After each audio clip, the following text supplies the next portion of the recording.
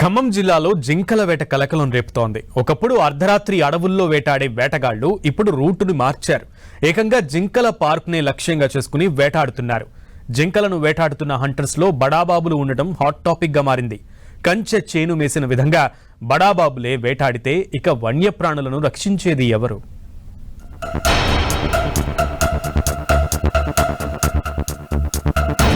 ఖమ్మం జిల్లా సత్తుపల్లి నీలాద్రి అర్బన్ పార్కులో వన్యప్రాణులను వేటాడి వెంటాడి చంపిన ఘటన కలకలం రేపింది.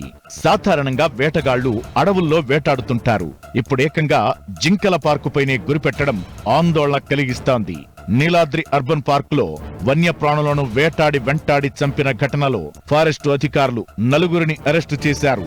అరెస్టైన వారిలో అశ్వారావుపేట మాజీ ఎమ్మెల్యే మెచ్చా నాగేశ్వరరావు సోదరుడి కొడుకు మెచ్చా రఘు ఉండడం చర్చనీయాంశమైంది. రఘు, ఆయన స్నేహితులు గోపీకృష్ణ, శ్రీరామ్ ప్రసాద్, భరత్లతో కలిసి వన్యప్రాణులను వేటాడినట్లు అధికారులు గుర్తించారు. దుప్పుల కోసం అక్కడ వెళ్తే కూడా దుప్పులు బయట వెళ్ళడానికి ఛాన్స్ లేదు కాబట్టి హంటింగ్ కోసం వచ్చారు.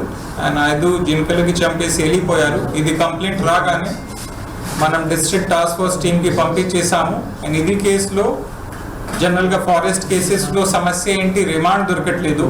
ఇది కేసులో శ్రీనివాసరావు టాస్క్ ఫోర్స్ ఎఫ్ఆర్, మంజుల ఎఫ్డిఓ ప్లస్ స్నేహలత ఎఫ్ఆర్ గట్టిగా పని చేసి 4గురికి అరెస్ట్ చేసి రిమాండ్ కోసం జైలుకి పంపించేశారు. దుప్పుల వేటలో ప్రధాన నిందితుడిగా ఆరోపణలు ఎదుర్కొంటున్న మెచ్చా రఘు వివాహ వేడుక ఇటీవల సత్తుపల్లిలో జరిగింది. సత్తుపల్లి అర్బన్ పార్క్ లో దుప్పులను వేటాడి పెళ్లి విందులో వడ్డించారని ఆరోపణలు వచ్చాయి. దీంతో రఘు అటవీ శాఖ అధికారుల వద్ద లొంగిపోయాడు. రఘు ఇప్పటి వరకు ఎన్నిసార్లు వేటాడాడు? అటవీ శాఖ సిబ్బంది ఎవరైనా అతనికి సహకరించారా? వేటలో ఎవరెవరు పాల్గొన్నారు అన్న దానిపై ఫారెస్టు అధికారులు విచారణ చేపట్టారు. రఘు ఇప్పటికే అశ్వారావుపేట పోలీస్ స్టేషన్లో లైసెన్స్ ఉన్న తుపాకీ సరెండర్ చేసినా ఇంకా ఆయన వద్ద ఎన్ని తుపాకులు ఉన్నాయన్న కోణంలో వివరాలు సేకరిస్తున్నారు.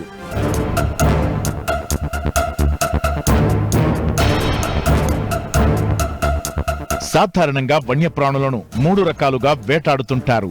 రాత్రి వేళల్లో అడవిలో తుపాకులతో వేటాడుతుంటారు హంటర్స్. అటవీ ప్రాంతంలో పంట పొలాలను రక్షించుకోవడానికి ఆహారం పూత పూసిన నాటు బాంబులు వినియోగిస్తారు.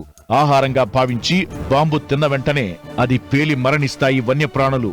కరెంటు తీగలు అమర్చి వేటాడడం 3వ పద్ధతి. అయితే ఏ పద్ధతిలో వేటాడినా వన్యప్రాణుల వేట అత్యంత శిక్షార్హం. వన్యప్రాణి సంరక్షణ చట్టం 1972, తెలంగాణ ఫారెస్ట్ యాక్ట్ 1967 ప్రకారం శిక్షలు కఠినంగా ఉంటాయి. 7 నుంచి 10 ఏళ్ల జైలు శిక్షతో పాటు జరిమానా కూడా విధించవచ్చని చట్టాలు చెబుతున్నాయి. ఇంతకు ముందు చిన్నగా ఫైన్ ఉండేది, కానీ రీసెంట్ గా వైల్డ్ లైఫ్ యాక్ట్ అమెండ్ చేసి 25,000 నుంచి ఫైన్ పెంచేసి సెంట్రల్ గవర్నమెంట్ 1 లాక్ లాగా చేసింది. దాంతో సహా ఏదైనా మనిషి అక్కడ వైల్డ్ లైఫ్ ఆఫెన్స్ కోసం వస్తే కోర్టులో కన్విక్ట్ అయితే వాళ్ళకి 3 years దాకా పనిష్మెంట్స్ ఉంటాయి. కానీ అదే మనిషి రిపీటెడ్గా మళ్ళీ అడవికి వచ్చి అటువంటి కేసు చేస్తే అప్పుడు 7 years దాకా పనిష్మెంట్స్ ఉంటాయి, ఫైన్తో సహా. 4 ఏళ్ల క్రితం 2022లో కూడా సత్తుపల్లి ప్రాంతంలో జింకల పార్కును లక్ష్యంగా చేసుకుని వేటాడినట్లు బయటపడింది. కొందరు జింకలు దుప్పులను వేటాడి విందు చేసుకున్నట్లు వార్తలు వెలువడ్డాయి. ఏది ఏమైనా జింకల సంరక్షణ కోసం ఏర్పాటు చేసిన పార్కుల్లోనే వన్యప్రాణుల వేట జరగడం ఆందోళన కలిగిస్తోంది.